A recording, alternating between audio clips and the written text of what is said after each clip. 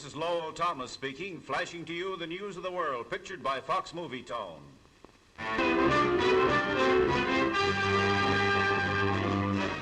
Smart fashions in footwear. A rainy morning, no rubbers, but sure footing in shoes of gleaming waterproof patent leather with a new pearl luster finish. A shining example for the new year. Oxford and pumps hold their own during the rainy season.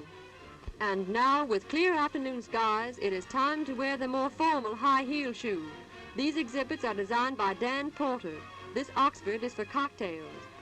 Evening brings the high-heel sandals with the open toes.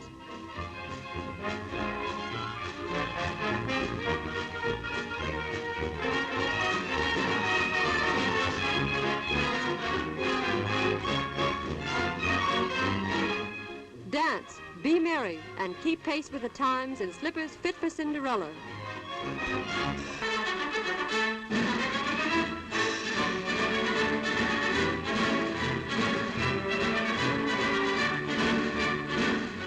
The Flying Flea, flown by Clyde Pangburn, round-the-world conqueror of oceans. Look out, Pang, or it'll get in your hair. A flip of a finger starts the motor at Roosevelt Field, New York. Weight 350 pounds, 20-foot wing spread, 10 feet long, 20 horsepower, 4 gallons of gas. A French midget to sell for $300. And Clyde Pangburn is heading for a breathless takeoff. Watch that flea dip a wing and nearly crash. Right there, we nearly lost one of our greatest aviators, the man who flew round the world and the Pacific non-stop. It's a tricky flea in the air. Look out or it'll land in somebody's shirt.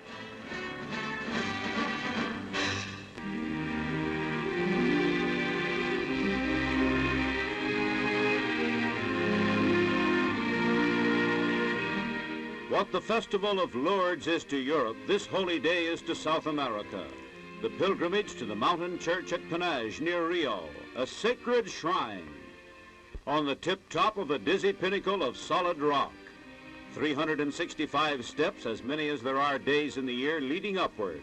And each year the procession climbs them, many thousands from all over South America, in the hope of witnessing a miracle. Then the procession returns. Lourdes in the southern hemisphere.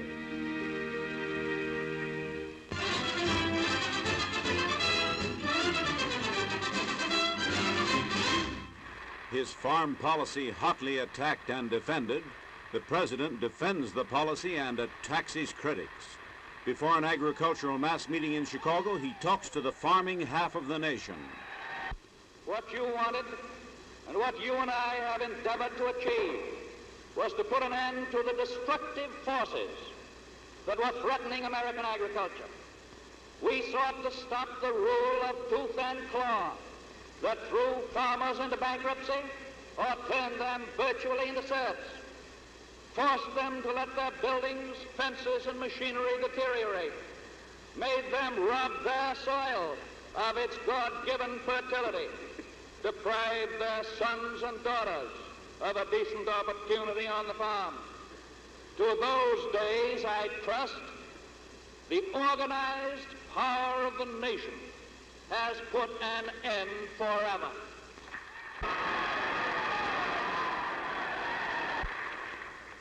Yes, we strive for the United States of America. And if we shall succeed, as by God's help we will, America will point the way towards a better world.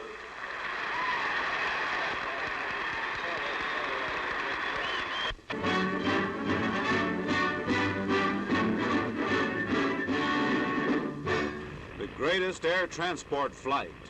The China Clipper, after 60 hours of flying time over the Pacific, and there's Manila. She's crammed with airmail. Letters that have flown the giant of oceans are treasure for stamp collectors. But what about this film? It flew the return flight 8,000 miles, then this continent. As the China Clipper lands, President Quezon is the new chief of the new Philippine Republic. The film of his inauguration was shipped by boat 2 weeks before this one was made. The inauguration picture is still on the ocean, while this later one is on the screen. A revolution in transportation. It's welcomed as the first great event for the independent Philippines. President Quezon sees a new tie with the United States as older ties are severed. And Captain Edwin Musick delivers a letter to the President. Mr. President, we are particularly honored to present to you this airmail letter. It's from our President, the Honorable Franklin D. Roosevelt. Captain Musick, I am highly honored to receive this letter from the President. I want to congratulate you, Captain Musick, and you gentlemen, for your successful flight. New nation, new sky exploit.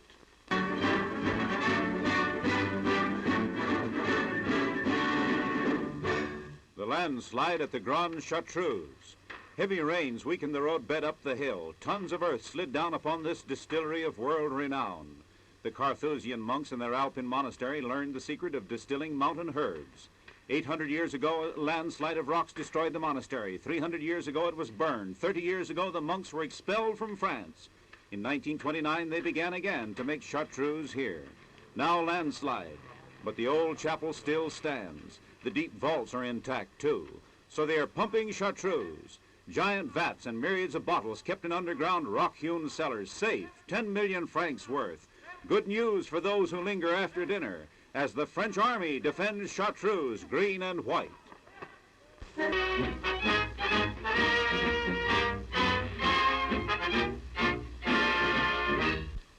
Broken bridges attest the relentless fury of the storm.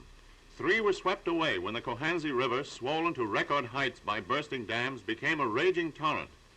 25 persons narrowly escaped death when this apartment, undermined by the floodwaters, crashed into the turbulent stream. 7 inches of rain fell during the cloudburst, and the river rolled through the town with the speed and power of a tidal wave. Embankments and locks were as effective as papier-mâché in withstanding the rush of the waters. Sea Scouts, right on the job, provide an emergency ferry. With all the bridges down, traffic to New York and New England is cut off. But, as always, where there's a will, there's a way.